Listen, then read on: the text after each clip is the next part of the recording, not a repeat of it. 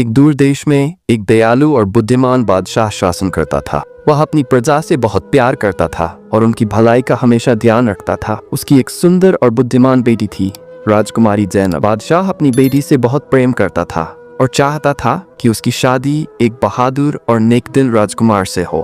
कई राज्यों से राजकुमार ज़ैनब का हाथ मांगने आए, लेकिन बादशाह चाहता था कि उसकी बेटी एक ऐसे व्यक्ति से विवाह करे जो सिर्फ शक्तिशाली ही नहीं बल्कि समझदार और दयालु भी हो। इसलिए उसने ऐलान किया कि जो भी राजकुमार 3 कठिन परीक्षाएं पास करेगा वही ज़ैनब से विवाह करेगा।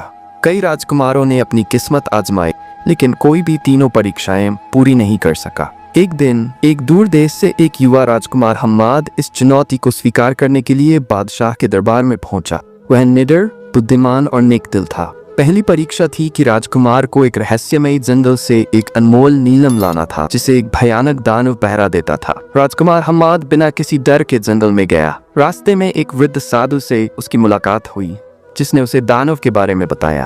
अपनी चतुराई से हम्माद ने दानव को चकमा दिया और नीलम लेकर दरबार में लौट आया। दूसरी परीक्षा थी कि उसे एक जादुई झरने का पानी लाना था, जिसकी बूंदें अमरता प्रदान करती थीं। ये झरना एक ऊंचे पहाड़ पर था जहां पहुंचना नामुमकिन था, लेकिन हम्माद ने हार नहीं मानी। उसने एक गरुड़ के घोंसले से एक जादुई पंख प्राप्त किया, जिससे वह उड़कर पहाड़ की चोटी तक पहुंचा और झरने का पानी लेकर वापस आया। तीसरी और सबसे कठिन परीक्षा थी अपनी बहादुरी साबित करना। बादशाह ने ऐलान किया कि जो भी राज्य के सबसे खतरनाक डाकू को पकड़कर दरबार में लाएगा वही वृद्ध एहराकुब चालाक शक्तिशाली था।